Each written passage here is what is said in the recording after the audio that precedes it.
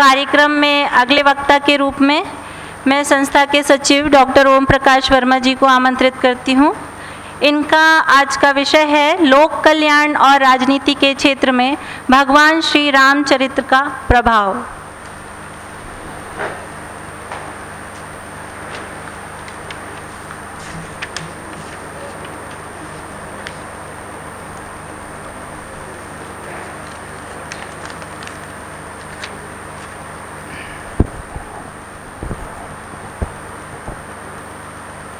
परम पूज्यपाद श्रीमद स्वामी अव्ययात्मानंद जी महाराज, स्वामी प्रपत्यानंद जी महाराज,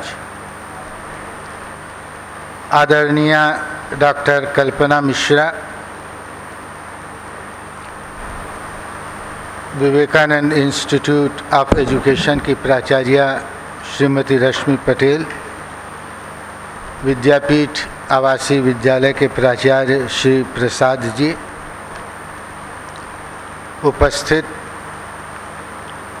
शिक्षक शिक्षिकाओं तथा प्रिय छात्र छात्राओं, अभी दो बड़े प्रेरक वक्तव्य हमने भगवान श्री राम के चरित्र पर सुने। मैं भगवान श्री राम के लोक कल्याण और उनके राजनीति पर प्रभाव के विषय में अपने वक्तव्य सीमित रखना चाहूँगा। भगवान श्री राम समस्त उदात्त मानवीय गुणों के सारभूत हैं। जीवन के सभी उदात्त गुण उनके जीवन में समाये हुए हैं।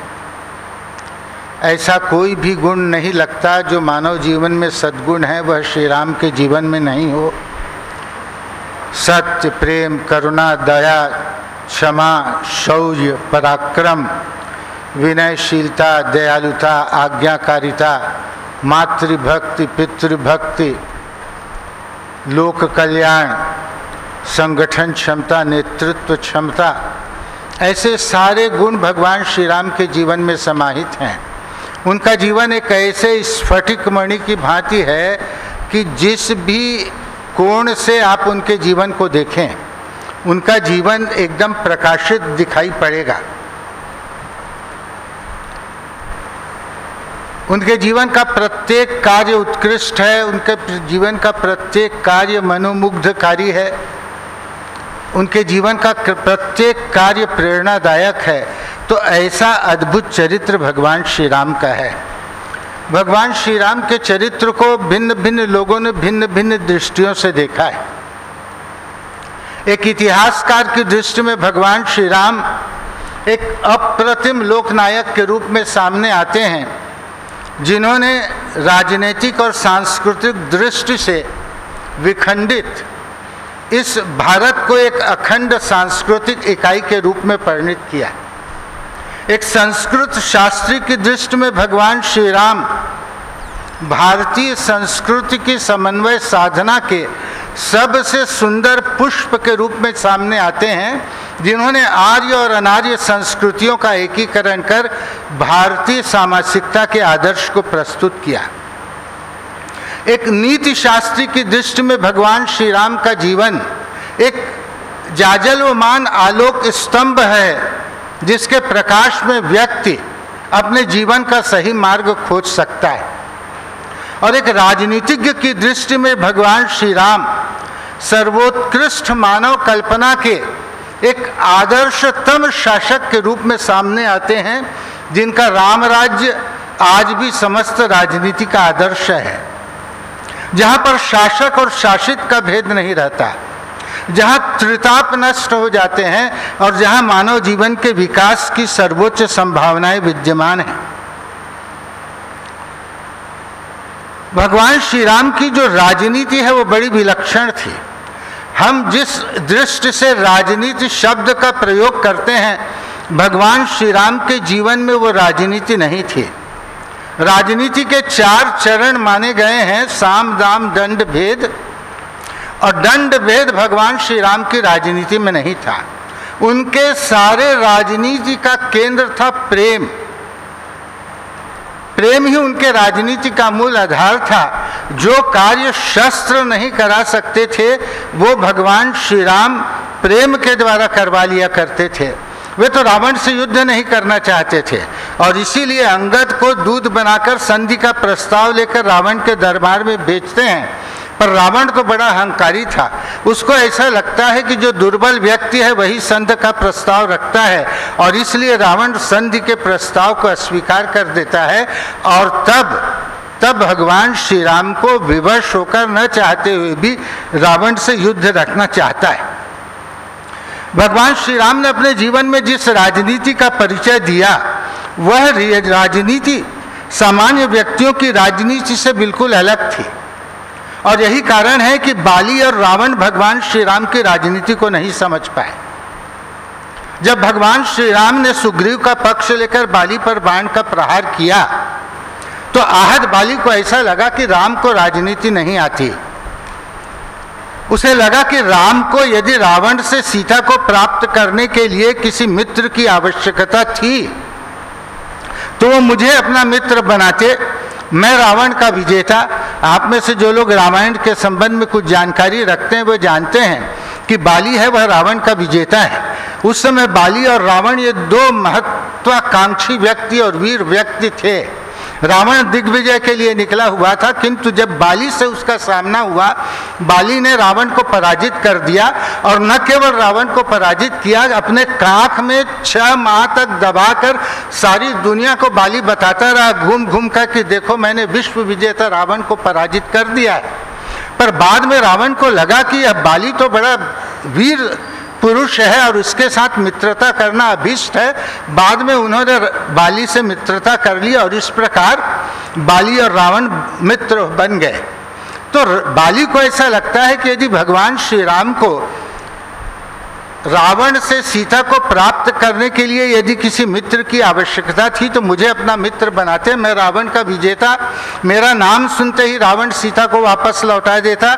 यदि वो लौटाता नहीं तो मैं पुनः रावण को पराजित करके सीता को भगवान श्री राम के समीप लाकर रख देता। किंतु यह राम तो राजनीति के क्षेत्र में बिल्कुल कच्चा व्यक्ति है, इसको राजनीति नहीं आती और यह जो राम है राजनीति के क्षेत्र में बिल्कुल शिशु है, बिल्कुल राजनीति से अज्ञान है। उसी प्रकार जब अंगद को राजदूत बनाकर भगवान श्री राम रावण के दरबार में भेजते हैं तो रावण को लगता है कि यह जो राम है वह राजनीति का निर्बुद्धू है, यह बिल्कुल मूर्ख है, इसको राजनीति का बिल्कुल ज्ञान नहीं है। रावण को ऐसा लगता है कि यदि किसी को दूत बनाकर भेजा जाना है तो दूत तो ऐसा व्यक्ति होना चाहिए जो बहुत विश्वसनीय हो और इस राम ने एक ऐसे व्यक्ति को अपना दूत बनाया है जिसकी न केवल इसने पिता की हत्या की है और पिता की मृत्यु के बाद जो राज्य इस अंगद को मिलना चाहिए था वह राज्य भी अंगद से छीन लिया है और सुग्रीव को दे दिया है। तो बाली को ऐसा लगता है कि यह जो राम है वह राजनीति का निरा बुद्धू है, इसको राजनीति बिल्कुल नहीं आती है। पर रावण और बाली जिसे राजनीति समझ रहे थे, भगवान श्री राम की राजनीति उससे बिल्कुल अलग थी। भगवान श्री राम की राजनीति का उद्देश्य कोई व्यक्तिगत सत्ता का संरक्षण नहीं था, कोई अपने स्वार्थ की पूर्ति नहीं थी, अपितु उनका तो एक ऐसा उदार जीवन दर्शन था जो उनके प्रत्येक कार्य से प्रकट होता था। राम अंगद को ही अपना राजदूत बनाते हैं और अंगद को राजदूत बनाने में भगवान श्री राम की स्वयं की राजनीति है। मानो वे रावण को चुनौती देना चाहते हैं, वे रावण के राजनीतिक दर्शन को चुनौती देना चाहते हैं कि रावण तुम अपने को बहुत बड़ा राजनीतिज्ञ समझते हो और हमारे दल से किसी न किसी को तुम फोड़ना चाहते हो। रावण शुक और सारण 2 गुप्तचरों को राम के सेना में भेजा भी था, गुप्तचरों से जानकारी लेने के लिए भेजा था। तो भगवान श्री राम मानो रावण से कह रहे हैं कि तुम हमारे दल से किसी को फोड़ना चाहते हो और इस प्रकार से गुप्तचर भेजते हो, तो देखो मैं तुम्हारी दृष्टि में सबसे दुर्बल व्यक्ति को तुम्हारे पास भेज रहा हूं और तुम इसे फोड़ना चाहो तो फोड़ कर देख लो। रावण कोशिश भी करता है। रावण अंगद से पूछता है, अरे बंदर तेरा नाम क्या है? अंगद कहता है, मेरा नाम अंगद। रावण कहता है, तेरे बाप का नाम? अंगद कहता है, मेरे पिता का नाम बाली। रावण जब बाली का नाम सुनता है तो कहता है, अच्छा अच्छा तुम बाली के बेटे हो? अरे बाली तो मेरे भारत में बहुत अच्छा मित्र है, कहो मेरे मित्र बाली कुशल से तो है ना। देखिए, रावण बहुत अच्छी तरह से जानता था कि बाली की मृत्यु भगवान श्री राम के बाण से हो चुकी है, किंतु वह अंगद की प्रतिहिंसात्मक भावना को जगाना चाहता था। किंतु अंगद ने जो जवाब दिया उसको सुनकर बाली बहुत आग बबूला हो गया। अंगद कहने लगा, रावण तुम अपने मित्र की कुशलता का समाचार पूछना चाहते हो ना, तो 10 दिन बाद तुम भी वहीं पहुंचने वाले हो जहां तुम्हारा मित्र बाली पहुंचा हुआ है। तुम वहां जाकर उनसे कुशलता का फर्स्ट हैंड इंफॉर्मेशन ले लेना। 10 दिन गए, बाली पहुंच जाई, बुझाऊ सखा कुशल उर लाई। रावण उसको सुनकर आग बबूला हो जाता है, कहता है, अरे बंदर तेरा आत्मविश्वास क्या इतना नष्ट हो गया है कि जिस व्यक्ति ने तेरे पिता की हत्या की, जिस व्यक्ति ने तेरा राज्य छीना, उस व्यक्ति की तू प्रशंसा कर रहा है, उसकी महिमा के गीत गा रहा है? क्या तेरा स्वाभिमान इतना नष्ट हो गया है? अंगद कहता है, रावण मुझे उकसाने के लिए व्यंग बाण की आवश्यकता नहीं है। मैं भगवान श्री राम के वास्तविक स्वरूप को जान चुका हूं। भगवान श्री राम कोई सामान्य व्यक्ति नहीं है। भगवान श्री राम तो साक्षात ईश्वर हैं। सुन सठ भेद होई नहीं जाके, श्री रघुबीर हृदय नहीं ताके। भगवान श्री राम तो सबकी आत्मा है। अरे वो मेरे पिता के भी उतने ही हितैषी थे जितने हितैषी वे सुग्रीव के थे, और इसीलिए जब बाण लगने के बाद मेरे पिता का ज्ञान दूर हुआ तो मेरे पिता को उन्होंने अचल और अमर बना देने का प्रस्ताव भी रखा था। किंतु मेरे पिता ने भगवान श्री राम को देखते हुए अपने प्राणों का त्याग कर देना उचित समझा। अद्भुत बाली का जीवन है, और जब भगवान श्री राम ने जब उसे अचल बना देने का प्रस्ताव दिया तो जो राम की स्तुति बाली ने की वो बड़ी अद्भुत स्तुति है। रामायण में तो राम की बहुत सुंदर सुंदर स्तुतियां हैं, पर इस बाली के स्तुति का जो सौंदर्य है वो बड़ा अलग है। बाली कह रहा है, भगवान श्री राम उसे अचल बना देने का प्रस्ताव दे रहे हैं, और बाली कह रहा है, सो नयन गोचर जासु गुणनिधि नेति श्रुति कही गावही, जिति पवन मन गो निरस कर मुनि ध्यान कबहु क गावही, मोहि जानी अति अभिमान बस प्रभु कहु राखु शरीर ही, अस कवन सठ हट काटि सुर तरु बारिन करही बबू रही। अब नाथ तुम करना बिलोकहु, देहु यह वर मांगहूँ, जेहि जोनि जन्मो कर्म बस श्री राम बस अनुराग हूँ। यह तनय मम सम विनय बल कल्याण प्रद प्रभु कीजिए, गही बाह धर सुर नाह आपन नाथ दशरथ नाथ अंगद कीजिए। बाली कह रहा है कि आपने मुझे अभिमानी समझा प्रभु, और आपने मुझको अभिमानी समझकर शरीर रख लो ऐसा इस प्रकार का प्रस्ताव दिया। अरे ऐसा कौन मूर्ख होगा जो चंदन के पेड़ को काटकर उसकी लकड़ी से बबूल के वृक्ष की बाढ़ बनाएगा। जब मुझको ऐसा महत्वपूर्ण पद मिल रहा है, जो महत्वपूर्ण पद ऋषि मुनियों को जन्म जन्मांतर तपस्या करने के बाद नहीं मिलता, ऐसा पद जब मुझको मिल रहा है, और तब मैं अपने इस तुच्छ नश्वर शरीर को लेकर क्या करूँगा। तो इस प्रकार बाली बहुत सुंदर स्तुति भगवान श्री राम की वहाँ पर करता है। तो अंगद रावण से कह रहा है, रावण वो मेरे पिता के उतने ही हितैषी थे जितने भी सुग्रीव के हितैषी थे, और जब उनका अभिमान दूर हुआ, उनका ज्ञान दूर हुआ, भगवान श्री राम ने तो उनको स्वस्थ कर देने की, अचल कर देने का प्रस्ताव भी रखा था, किंतु यह मेरे पिता की महानता थी कि उन्होंने भगवान श्री राम के सामने ही अपना देह त्याग करना उचित समझा और उस परम लोक के अधिकारी हुए, जो परम लोक जन्म जन्मांतर ऋषि मुनियों को प्राप्त भी नहीं होता है। तो ऐसा अद्भुत बाली का जो दृश्य था, बाली के मृत्यु का दृश्य था, अंगद ने मानो वहाँ पर चित्रित किया। और रंगत कहने लगा, तू क्या समझता है, तेरे कहने से मैं भगवान श्री राम के स्वरूप को भूल जाऊंगा। और यही रावण की राजनीतिक दृष्टि से पराजय थी कि वह बाली को बदल नहीं सका, वह अंगद को बदल नहीं पाया। देखिए, यदि कोई व्यक्ति किसी व्यक्ति के पिता का हाथ काट ले, तो आहत व्यक्ति का पुत्र अपने पिता के प्रहार का बदला लेना चाहेगा, यह स्वाभाविक है।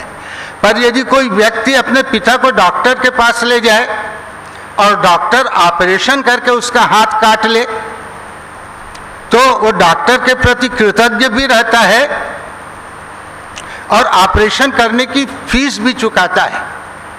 तो अंगद के मन में श्री राम के प्रति ऐसा दृढ़ विश्वास था कि भगवान श्री राम ने जो कुछ भी किया है, चाहे उसने बाली पर प्रहार किया, चाहे मेरा राज्य छीना, वो उसने मेरे हित के लिए किया है। तो ऐसा दृढ़ विश्वास अंगद के पास था, और ऐसे व्यक्ति को भगवान श्री राम ने रावण के राजनीतिक दर्शन को चुनौती देने के लिए रावण के दरबार में भेजा। और रावण अंगद के वाक प्रहारों से बुरी तरह से पीड़ित हुआ और अपने आप को पराजित अनुभव करने लगा। और भगवान राम की इसी जो सेना, इसी प्रेम की जो शक्ति का प्रभाव है, इसी प्रेम की शक्ति का प्रभाव भगवान श्री राम के संपूर्ण सेना पर पड़ता है। देखिए, ऐसे रावण का भी जो दृष्टिकोण था अपने सैनिकों के प्रति बहुत उदार था, क्योंकि रावण ने जब लंका के राज्य को जीता, तो लंका के राज्य और वैभव का उपभोग स्वयं नहीं किया, उसने लंका वासियों को, लंका के लोगों को लंका के वैभव और ऐश्वर्य का उपभोग करने की अनुमति देकर उनके जीवन को सुखी बनाया। जेहि जस जोग बाट गृह दीन्हे, सुखी सकल रजनी कर कीन्हे। सभी लंका वासियों को उन्होंने वैभव का उपभोग करने के लिए दिया और उनको सुखी बनाया। किंतु यह जो रावण का प्रेम अपने राक्षसों के प्रति था, अपने सैनिकों के प्रति था, वो उसका वास्तविक प्रेम नहीं था। वो प्रेम उसके स्वार्थ पर आधारित था, उसकी स्वार्थ भावना पर आधारित था। और ये तब पता पड़ता है जब राम रावण का युद्ध होता है। राम रावण का जब युद्ध होता है तब ऐसे अवसर आते हैं कि राक्षस सैनिक वानर सैनिकों के प्रहार से युद्ध को छोड़कर भागने लगते हैं। और रावण जब देखता है कि उनके सैनिक वानर सैनिकों के प्रहार से युद्ध को छोड़कर भाग रहे हैं, पीठ पीछा दिखा रहे हैं, तो रावण उन सैनिकों पर बड़ा क्रुद्ध होता है। वो कहता है कि मैंने तुम लोगों को इतना भोग और ऐश्वर्य इसलिए नहीं दिया था कि तुम लोग इस प्रकार युद्ध से पीठ दिखाकर भागोगे। सर्वस खाई भोग करी नाना, समर भूमि गए वल्लभ प्राणा। अरे मैंने तुमको यह भोग और ऐश्वर्य तो इसलिए दिया था कि जब अवसर आएगा तो मेरे लिए तुम प्राण देने के लिए भी नहीं हिचकोगे। और रावण बहुत क्रोधित होता है अपने राक्षस सैनिकों पर और घोषणा कर देता है कि समर विमुख जही सुना मैं काना, तेही में हतब कराल कृपाना। यदि कोई भी राक्षस सैनिक को मैं समर से, युद्ध भूमि से पीठ दिखाते हुए भागते देखा तो मैं स्वयं उसका वध कर डालूंगा। तो इससे स्पष्ट होता है कि जो रावण का अपने सैनिकों के प्रति प्रेम था वो उसकी स्वार्थ भावना पर आधारित था। किंतु धन्य है भगवान श्री राम का प्रेम। उस युद्ध में ऐसे भी अवसर आते हैं जब राक्षस सैनिकों के प्रहार से वानर सैनिक भागने लगते हैं। भगवान श्री राम वानर सैनिकों को भागते हुए देखते हैं, पर वो रावण की भांति उन पर कुपित नहीं होते। वे सुग्रीव से, विभीषण से, अंगद से कहते हैं, तुम सुग्रीव विभीषण अनुज संभारऊ सैन, मैं देखई खल दल बलहि बोले राजीव नैन। वे सुग्रीव विभीषण अंगद से कहते हैं कि अरे देखो देखो, तुम लोग हमारे इन सैनिकों की सुरक्षा की व्यवस्था करो। ये युद्ध में थक गए हैं इसलिए युद्ध से भाग रहे हैं, तुम इनकी सुरक्षा का व्यवस्था करो, तुम इनकी भोजन का व्यवस्था करो, और तब तक मैं शत्रुओं को देखता हूं। ऐसा कहकर भगवान श्री राम स्वयं युद्ध में सबसे पहले आगे चले जाते हैं। और यहीं पर रावण और राम के व्यक्तित्व का जो पार्थक्य है वह स्पष्ट हो जाता है। रावण राजा है, किंतु जब उसके राज्य में संकट आता है तब वो अपनी सेना को आगे कर देता है, सैनिकों को आगे कर देता है, खुद लड़ने के लिए नहीं जाता। और यही रावण का राजनीतिक दर्शन है, यही उसका जीवन दर्शन भी है कि वो जितने दूर के व्यक्ति हैं उनको पहले युद्ध में लड़ने के लिए भेजता है, जितने दूर के लोग हैं उनको पहले युद्ध में मरने के लिए भेजता है। पहले वह सैनिकों को युद्ध में लड़ने के लिए भेजता है, सैनिक मर जाते हैं उसके बाद सेनापतियों को युद्ध में लड़ने के लिए भेजता है। सेनापति भी जब मर जाते हैं उसके बाद वो मंत्रियों को युद्ध में लड़ने के लिए भेजता है। मंत्री भी जब मर जाते हैं तब वो अपने पुत्र मेघनाद को युद्ध में लड़ने के लिए नहीं भेजता, क्योंकि मेघनाद तो उसका पुत्र है और पुत्र तो व्यक्ति की आत्मा होती है। रावण को लगता है कि जब तक मेरे एक थोड़े भी दूर का संबंधी विद्यमान है, मैं अपने पुत्र के जीवन को संकट में क्यों डालूं। वो सोते हुए अपने भाई मेघनाद को जगाता है, कुंभकर्ण को जगाता है, सोते हुए अपने भाई कुंभकर्ण को जगाता है।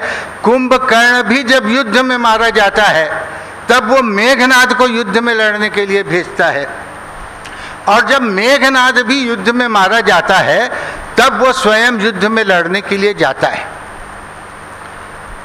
तो यह रावण का जीवन दर्शन है, परम स्वार्थ का जीवन दर्शन है, जहां पर वह अपने स्वार्थ की सिद्धि के लिए सारे राक्षस समुदाय का विनाश कर देने के लिए तत्पर दिखाई देता है। किंतु धन्य है भगवान श्री राम जो युद्ध में सबसे पहले आगे हैं। यदि युद्ध में कभी भी मिटने की समस्या होगी, युद्ध में कभी भी मरने की समस्या होगी, तो सबसे पहले श्री राम मरेंगे।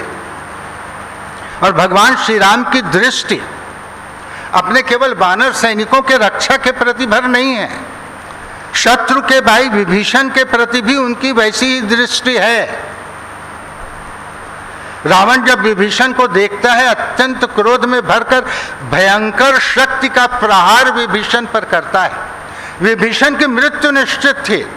यदि भगवान श्री राम की विभीषण के साथ मैत्री कोई स्वार्थ भावना पर आधारित होती तो भगवान श्री राम के लिए यह सबसे अच्छा अवसर था कि वे विभीषण को समाप्त हो जाने देते।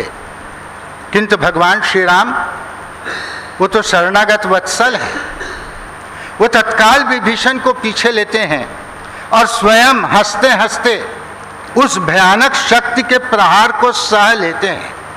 और भगवान श्री राम का यही जो प्रेम है, यही उनके वानर सैनिकों के हृदय में महान उत्साह की सर्जना करता है। कठिनतम परिस्थितियों में वे वानर सैनिक लड़ते हैं, युद्ध विरत नहीं होते, अपने दिल के लगाकर लड़ते हैं, मन प्राण से वो लड़ते हैं, क्योंकि राम का वह जो दिव्य प्रेम है उनको निरंतर अनुप्राणित करते रहता है। किंतु इसके विरुद्ध रावण के सैनिक हैं जो लड़ना नहीं चाहते, जो थक गए हैं, जो विश्राम चाहते हैं, पर रावण का वह वाक्य, समर विमुख जही सुना मैं काना, तही मैं हतब कराल कृपाना, जिस किसी भी राक्षस को मैंने समर विमुख देखा मैं स्वयं मार दूंगा। ये रावण के शब्द उन राक्षस सैनिकों के कान में गूंज रहे हैं। वो युद्ध नहीं करना चाहते, थक गए हैं, अस्त्र शस्त्र नहीं उठा पा रहे हैं। और भगवान श्री राम देखते हैं कि ये सब सैनिक थक गए हैं, युद्ध करने की स्थिति में नहीं हैं। तो ऐसे करुणा वत्सल भगवान श्री राम स्वयं रावण के पास जाते हैं और उनसे प्रस्ताव रखते हैं, द्वंद्व युद्ध देखा सकल श्रमित भय सब वीर, सभी सैनिक जो हैं वो थक गए हैं, इसलिए अब युद्ध को रोक दिया जाए। और इस प्रकार भगवान श्री राम न केवल वानर सैनिकों के प्रति, राक्षस सैनिकों के प्रति भी उनके मन में अतीव प्रेम है। और ऐसा प्रेम वही उनके राजनीति का केंद्र है। जैसा कि मैंने शुरू में बताया कि राजनीति के 4 चरण होते हैं, साम दाम दंड भेद। अभी तो विवेचना का अवसर नहीं है, पर भगवान श्री राम की राजनीति में केवल साम और दाम ही हैं, दंड और भेद उनकी राजनीति में नहीं है। तो एक ऐसा अद्भुत भगवान श्री राम का जीवन चरित्र है। उनकी पूर्व संध्या में हम उनके चरणों में प्रणति विज्ञापित करते हैं और उनसे प्रार्थना करते हैं कि उनकी कृपा हम सब पर बनी रहे। आप सब ने मुझे सुना, उत्साहित किया। धन्यवाद, आप सबको धन्यवाद।